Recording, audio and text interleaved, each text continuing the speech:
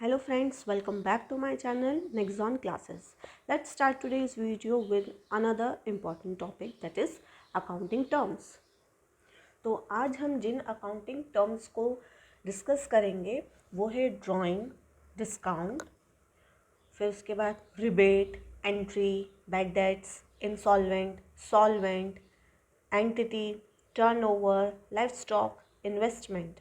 तो मेरे वीडियो पे एंड तक बने रहिएगा क्योंकि हम बहुत ही इंटरेस्टिंग चीज़ें डिस्कस करने वाले हैं। तो चलिए सबसे पहले हम बात कर लेते हैं ड्राइंग की कि अब ड्राइंग होता क्या है। एनी कैश और value of goods withdrawn by the owner for personal use, clear, from the business fund. Business fund से कुछ भी अगर ओनर ने अपने पर्सनल यूज़ के लिए विड्रॉन किया है, अब वो कुछ भी क्या हो सकता है, वो कैश हो सकता है या फिर ऐसा गुड जिसकी वैल्यू हो, क्लियर। तो वो हमारा क्या कहलाएगा, ड्राइंग्स कहलाएगा। नेक्स्ट आता है डिस्काउंट। डिस्काउंट क्या होता है, डिस्काउंट दो तरीके से दिए जाते हैं, ठीक है। पहला डिस्काउंट दिया जाता है सेलर के द्वारा उसके कस्टमर को जब वो कोई भी चीज़ को सेल करता है, ठीक है। और दूसरा दिया जाता है जब कस्टमर प्रॉम्प्टली पेमेंट कर देता है। मतलब मान लीजिए हमने कैश क्रेडिट में दिया, तो जब हम कोई भी सामान क्रेडिट में देंगे तो बोला जाएगा ये लिमिट रहेगी कि इस लिमिट तक उसको पेमेंट करनी है।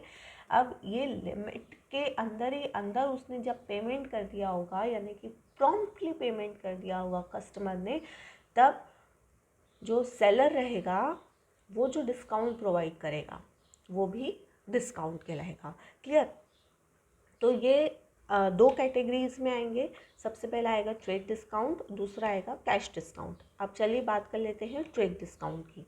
ट्रेड डिस्काउंट क्या होता है, ट्रेड डिस्काउंट वो डिस्काउंट होता है जो कि अलाउ किया जाता है सेलर के द्वारा उसके कस्टमर को एट फिक्स्ड परसेंटेज, अलाउड किया जाता है एट फिक्स्ड परसेंटेज, ठीक है। अब किस पर डिस्काउंट किया जाएगा, जो भी कैटलॉग में प्राइस दिया रहेगा उस प्राइस से कम वैल्यू पे अगर वो चीज़ सेल की गई है तो वो ट्रेड डिस्काउंट कहलाएगा, ठीक है। और दूसरा ये कि ये बुक्स ऑफ अकाउंट्स में रिकॉर्ड नहीं होता है, क्यों, क्योंकि ये ऑलरेडी डिडक्ट हो चुका होता है इनवॉइस में from gross value of goods, clear. Next आता है कैश डिस्काउंट। कैश डिस्काउंट कब दिया जाता है,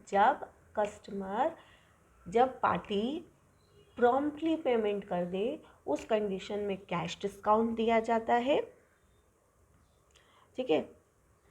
और ये बुक्स ऑफ अकाउंट्स में रिकॉर्ड होता है, it always recorded in the books of account, clear. तो नेक्स्ट आता है हमारा रिबेट। अब रिबेट क्या होता है, reduction in the value of goods sold. जो भी गुड्स हमने बेचे हैं उसमें उसकी वैल्यू में रिडक्शन है। तो अभी बात ये आती है कि डिस्काउंट में भी तो वही हो रहा था, लेकिन जिन वजह से डिस्काउंट दिया जा रहा था रिबेट के टाइम पे वो वजह नहीं होगी, ठीक है। उसमें हम क्या कर रहे थे कि हम कस्टमर को डिस्काउंट पहले दे रहे थे और फिर बाद में गुड्स सेल कर रहे थे। वहीं पे जो रिबेट है वो अलाउ किया जाता है after goods have been sold, ठीक है। अब वहाँ पे डिस्काउंट क्यों दिया जा रहा था, क्योंकि प्रॉम्प्टली पेमेंट हो रहा था। तो जो सेलर था वो खुशी खुशी दे रहा था कि चलो भाई तुमने मेरे को टाइम पे पेमेंट दे दिए, चलो मैं तुमको 2% का डिस्काउंट देता हूँ। वहीं पे जो रिबेट है ये कंपल्शन हो जाता है देना। किन कारणों से कंपल्शन हो जाता है, पहला ये कि कस्टमर ने जो डिमांड किया था, जो स्पेसिफिकेशन बोला था कोई भी प्रोडक्ट का, वो अप टू द मार्क नहीं है इस वजह से, या फिर जो भी गुड सोल्ड किया गया है उसकी क्वालिटी पुअर है। तो उस कंडीशन में क्या होगा कि जो कस्टमर रहेगा वो कंप्लेन करेगा ओनर को कि हमने तो ये स्पेसिफिकेशन मांगा था, आपने ये स्पेसिफिकेशन दिया नहीं, या फिर आपकी जो प्रोडक्ट की वैल्यू जो क्वालिटी है वो अप टू द मार्क नहीं है जैसी मुझे चाहिए थी। तो उस कंडीशन में जो सेलर है वो क्या बोलेगा कि चलो एक काम करो, तुम मुझे इतने पैसे काट के दे दो, मैं और ये पैकेट अब आप रख लो। मतलब मान लीजिए वो है 100 रुपये का, बोलो चलो एक काम करो, इसकी क्वालिटी ख़राब है तो अभी प्रोडक्ट तो आप रख लो, हम ले नहीं पाएंगे, आप मुझे बदले में 80 रुपये दे दो, मैं आपको 20 रुपये लौटा देता हूँ।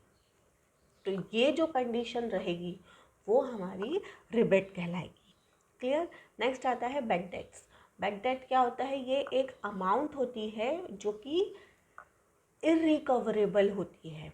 ठीक है। अब हमने किसी भी व्यक्ति को, किसी भी पार्टी को, किसी भी पर्सन को अगर हमने क्रेडिट पर सेल किया तो उस कंडीशन में क्या हो गया, सामने वाली पार्टी हमारी कौन हो गई? डेटर हो गई। तो अब वो इस तारीख को हमें पेमेंट करेगी। मान लीजिए उस तारीख तक अब वो पेमेंट नहीं आया है या फिर अब वो कभी आने ही नहीं वाला है, तो वो क्या हो गया? हमारा इरिकवरेबल अमाउंट हो गया। तो वो क्या कहलाएगा? हमारा बैड डेट कहलाएगा। और ये जो बैड डेट होता है ये कंपनी के लिए लॉस होता है, इसलिए ये प्रॉफिट एंड लॉस अकाउंट के एक्सपेंसेस साइड में आता है। क्लियर। नेक्स्ट आता है इंसॉल्वेंट। इंसॉल्वेंट क्या होता है? कोई भी पर्सन या फिर enterprises which is not in a position to pay its debts. ठीक है, मतलब दिवालिया होना। वहीं पे सॉल्वेंट कौन होगा? कि कोई भी ऐसा पर्सन या फिर एंटरप्राइजेस जो कि पोजीशन में है to pay it's date. Clear. Next आता है हमारा टर्नओवर। टर्नओवर क्या होता है? जो भी हम टोटल सेल करेंगे ड्यूरिंग पर्टिकुलर पीरियड। अभी ड्यूरिंग पर्टिकुलर पीरियड क्यों बोला है? मान लीजिए किसी किसी कंपनी का होता है कि जनवरी से दिसंबर तक का पीरियड, किसी का होता है मार्च टू अप्रैल का पीरियड। अभी किसी को सिर्फ क्वार्टरली ही देखना है, किसी को हाफ ईयरली ही देखना है। तो उस बेसिस पे जो भी पर्टिकुलर पीरियड रहेगा उसमें टोटल सेल कितनी हुई वो हमारा टर्नओवर कहलाएगा। ठीक है। नेक्स्ट आता है हमारा इन्वेस्टमेंट। इन्वेस्टमेंट क्या होता है? फंड्स को डिप्लॉय करना। ठीक है, डिप्लॉयमेंट ऑफ फंड्स। अभी फंड्स को कैसे डिप्लॉय कर सकते हैं? शेयर्स में पैसा लगा के। शेयर्स हुआ या कंपनी हो या फिर डिबेंचर्स हुआ, उनमें पैसा लगा के कैश को डिप्लॉय करना इन्वेस्टमेंट कहलाता है। और इसका मेन इंटेंशन क्या रहता है? To earn return. Clear. Next आता है जो हमारे 11th के टॉपिक में, क्लास के टॉपिक में जुड़ा है, वो है जीएसटी। क्लियर। अब जीएसटी क्या होता है? Goods and service tax. तो जितने भी इनडायरेक्ट टैक्सेस थे, अभी तक हम इनडायरेक्ट टैक्सेस को अलग अलग पढ़ रहे थे, excise duty, sales tax, VAT tax, service tax etcetera. तो ये सब जो टैक्सेस थे इनको मर्ज करके एक सिंगल टैक्स बनाया गया है जिसको बोला गया है जीएसटी।